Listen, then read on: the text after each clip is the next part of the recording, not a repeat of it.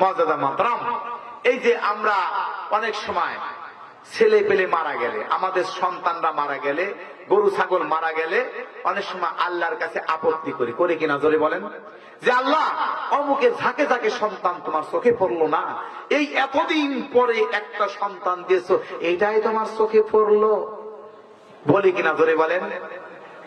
আচ্ছা, একজনকে জিজ্ঞাসা করছে বাজান তোমার নাম কি, একজনকে জিজ্ঞাসা করেছে বাজান তোমার নাম কি, নাম বলছে, তোমরা কয় ভাই বোন, বল ভাই একজনই হই না, আবার কয় ভাই বোন বলেন মানে, এটা কোনো উত্তর হলো?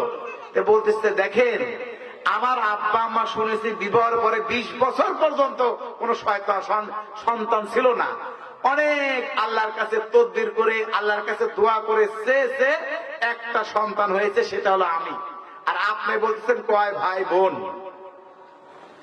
এইরকম আছে কিন্তু অনেক দিন পরে একটা সন্তান হয়েছে, আছে না? সন্তানটা হঠাৎ করে আল্লাহ নিয়ে গেল, আল্লাহর মাল আল্লাহ নিয়ে যায় না, ধরে বলেন। আমার আপনার সৃষ্টিকর্তা কে? আল্লাহ, আল্লাহ নিয়ে গেল। তখন আপনি আল্লাহকে বলতেছে আল্লাহ অমুকের ঝাঁকে ঝাঁকে সন্তান চোখে পড়লো না, তুমি বড় বেনিয়াজ, আমার একটা মাত্র সন্তান তুমি নিয়ে গেলে, বলে কিনা?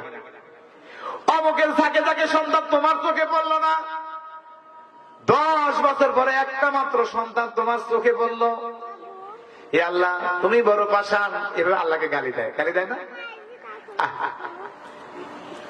ভাই আল্লাহ রাব্বুল আলামিন যখন কোন বান্দার পান সংহরণ করেন, তাকে কারো মৃত্যু লিখে রাখেন, ছোট বাচ্চারা যখন মারা যায়,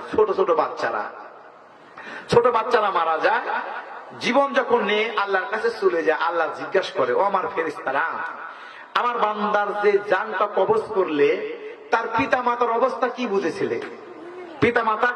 বুঝেছিলে, তাদের মন মাইন্ড কেমন ছিল?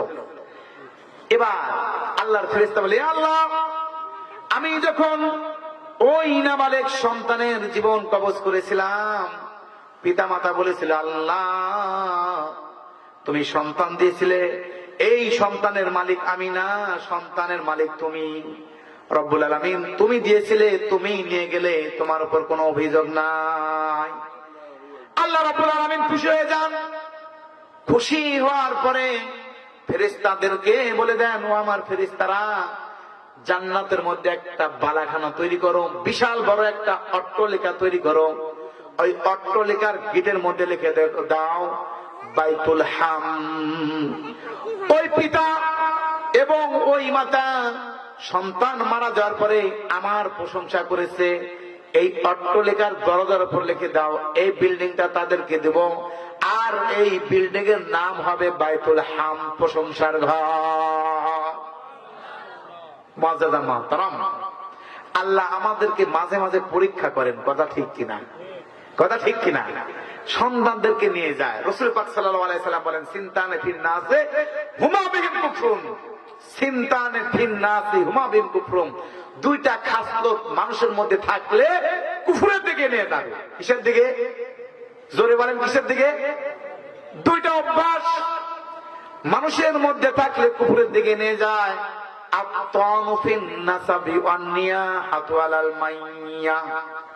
বলা হচ্ছে কেউ যদি বংশ নিয়ে তিরস্কার করে, বংশ নিয়ে তিরস্কার, ছোট বংশের মানুষ বলে কেন, বলে কিনা ধরে বলেন, আর বংশের কোনো দাম নাই, এই বংশ নিয়ে কেউ তিরস্কার করলে রাসূল পাক সাল্লাল্লাহু আলাইহি ওয়াসাল্লাম বলেন ওই বংশে তো জন্ম দিয়েছেন আল্লাহ, অর্থাৎ আল্লাহর উপর অভিযোগ করলো, আর এই অভিযোগ করার কারণে তাকে কুফরের দিকে নিয়ে যায়। নাউজুবিল্লাহ। এই জন্য বংশ নিয়ে তিরস্কার করার আগে একটু চিন্তা ভাবনা করে তিরস্কার করব। আর একটা অন্যা হাতু আলাল মাইয়াত, মানুষ মারা গেলে নুহা বলা হয়, এই গীতের মতো গান গাওয়ার মতো কান্নাকাটি করা হয়, একে বলা হয় নুহা। বুঝেন নাই? আছে না গ্রামের মধ্যে, গ্রামগঞ্জে আছে, কিন্তু দেখেন গীত গায়, যেমন মহিলারা যেমন গীত গায় না, ওরকম গীতের মতো সুরে সুরে কান্দে, যে আমার সওয়াল নিয়ে গেলে রে, অমুকের চোখে পড়লো না রে, একটা আদরের সন্তান গেল রে। ভাই আছে কিনা ধরে বলেন? আমি বলতে পারলাম না, আর বুঝে নিয়ে আমার ভাই মুআজ্জাজান মুহতারাম, যে আল্লাহ রাব্বুল আলামিনের এরকম উত্থাপন যদি করি, রাসূল পাক সাল্লাল্লাহু আলাইহি ওয়াসাল্লাম আরেক হাদিসের মধ্যে বলতেছেন, চিন্তা নেই, লাইসা মিন্না মান লাতামাল খুদুদা আশাক্কাল জুবা ওয়া দাআ বিদাওয়াতিল জাহিলিয়া। ওই ব্যক্তি আমার উম্মতের মধ্যে না, লাইসা মিন্না, ওই ব্যক্তি আমার উম্মতের মধ্যে না, মান লাতামাল খুদুদা ওয়া শাক্কাল জুবা ওয়া দাআ বিদাওয়াতিল জাহিলিয়া। যে ব্যক্তি নুহা করে, শোক প্রকাশ করে, জামা কাপড় ছিঁড়ে ফেলে, জামা কাপড় ছিঁড়ে ফেলবে, নখ দ্বারা চেহারাকে খামসাইবে এবং মূর্খর মধ্যে বদদোয়া করে, রব্বুল আলামিন আমার সন্তানকেই তোমার চোখে পড়লো নিয়ে যেতে হলো, একে বলা হয় মূর্খের মতো দোয়া করা। রাসূল পাক সাল্লাল্লাহু আলাইহি ওয়াসাল্লাম বলেন, লাইসা মিন্না, যে ব্যক্তি এরকম করবে সে আমার উম্মতের মধ্যে না। নাউযুবিল্লাহ।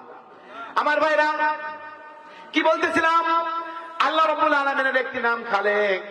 আল্লাহ রাব্বুল আলামিন বলেন, বান্দারে তোমাকে আমি সৃষ্টি করেছি, আমার যখন যাকে আমার দিকে নিয়ে আসার দরকার হবে, আমার দিকে নিয়ে আসার দরকার হবে, আমি তাকে নিয়ে আসবো। আমার ব্যাপারে কেউ কোনো কথা বলতে পারবে না।